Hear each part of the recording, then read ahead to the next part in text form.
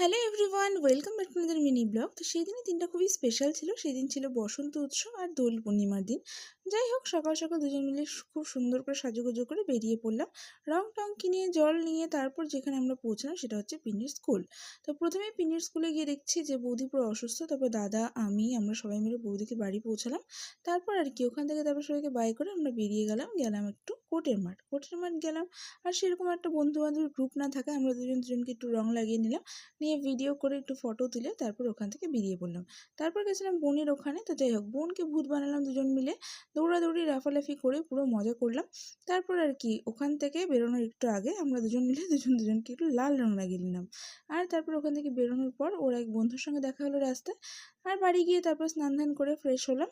আর গরু চলে এসেছিলো একটা, আর আমার বর পুরো খুশি গরু দেখতে পেলে। আর বিকেলবেলাতে আমাদের বাড়িতে হয়েছিল প্রচুর কিছু রান্নাবান্না, সবাই মিলে একসাথে বসে অনেক কিছু করে দিনটা এন্ড করলাম।